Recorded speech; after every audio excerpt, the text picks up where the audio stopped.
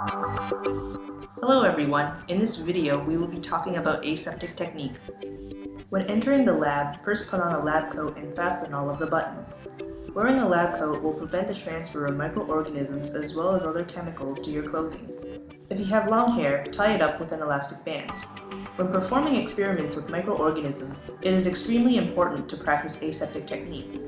This will help prevent the contamination of your specimens and improve safety by preventing the transfer of potentially harmful microorganisms. Before you begin any lab activity, disinfect your lab bench. Use a suitable cleaning solution such as bench cleaner and spray it onto the bench surface. Wipe and spread the cleaning solution on the bench top with a paper towel. After doing so, allow the bench to air dry. Cleaning your work area will help eliminate contaminants on the bench. Keep your workspace organized. Place all of your cultures and non-sterile equipment onto one side. On the opposite side, place all of your sterile items. Ensure that you have enough space in front of you to work. To connect the Bunsen burner, attach the hose to the valve of the gas line. To reduce the gas flow prior to lighting the Bunsen burner, look down at the Bunsen burner from the top of the shaft and turn the valve clockwise. Turn on the gas valve and light the Bunsen burner.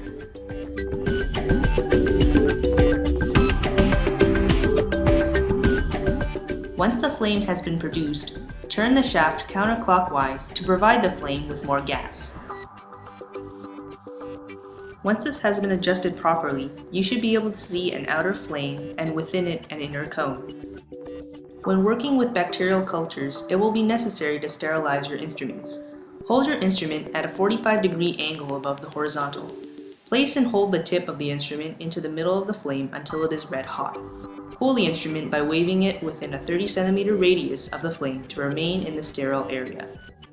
Turn on the back decinerator by pressing the switch to the on position.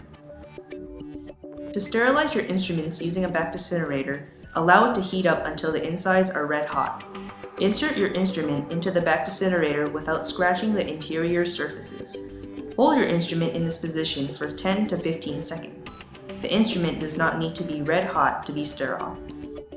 When removing a sample from a test tube, hold it near the flame. Hold your instrument with your dominant hand and remove the cap with your pinky finger. Move the opening of the tube through the flame and then proceed to remove your sample. After removing your sample, pass the top of the test tube through the flame again and secure the cap. When working with forceps, first dip them into a container of ethanol. Remove the forceps and replace the lid of the container. Pass the forceps through the flame and allow the ethanol to burn to sterilize your forceps. Remember to never walk away from an open flame. After you have finished using the back decinerator, make sure to turn it off. After you have completed your work, remove your belongings from the work area. Proceed to clean it with bench cleaner and wipe your bench with a paper towel. Allow the bench cleaner to air dry. Remember to place biohazardous waste into biohazardous waste bags.